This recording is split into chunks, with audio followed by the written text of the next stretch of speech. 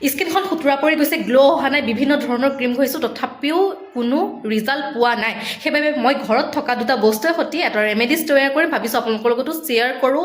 সহজতে পোৱা বস্তুৱে সৈতে যদি আমি স্কিন গ্ল'য়িংটো আনিব পাৰোঁ, আৰু ইয়াৰ ৰিজাল্ট আগতেও মই পাইছোঁ, ইমানেই পাৰফেক্ট, লগাই এবাৰ চাব পাৰে। আৰু আমি যদি এটকা খৰচ নকৰাকৈ আমি ঘৰতে তৈয়াৰ কৰি লগাব পাৰোঁ আৰু কোনো ছাইড ইফেক্টো নাই, তেন্তে আহক দেৰিকৈ ভিডিঅ'টোৰ লগত জড়িত হৈ থাকক, ভিডিঅ'টো আৰম্ভ কৰোঁ।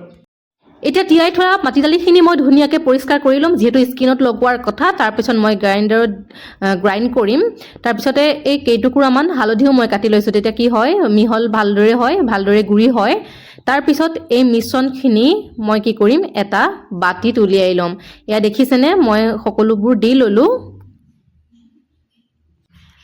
আৰু মোৰ এই পেষ্টটো তৈয়াৰ হৈ গ'ল। আৰু শেষত মই ইয়াত অকণমান দিম নাৰিকল তেল, কাৰণ নাৰিকল তেলে কি কৰিব, নাৰিকল তেলে আমাৰ যিবিলাক স্কিনত থকা মলিসমূহ আঁতৰ কৰাত সহায় কৰিব। এতিয়া মই পেষ্টটো ধুনীয়াকৈ বনাই ল'লোঁ, আৰু পেষ্টটো অকণমান হাতত লৈ পেলাই এনেকৈ মাছাজ কৰিব।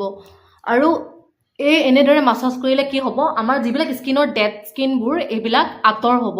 আৰু এয়া আমি অকল যে বিহুতহে কৰিব লাগে তেনেকুৱাটো কথা নহয়, এইটো কোনো পৰম্পৰা নহয়, আমাৰ স্বাস্থ্যৰ কাৰণে কোনোবা এটা আমি সময় উলিয়াই হ'লেও আমাৰ স্কিনখনৰ যত্ন ল'ব লাগে, আমাৰ স্বাস্থ্যটোৰ যত্ন ল'ব লাগে।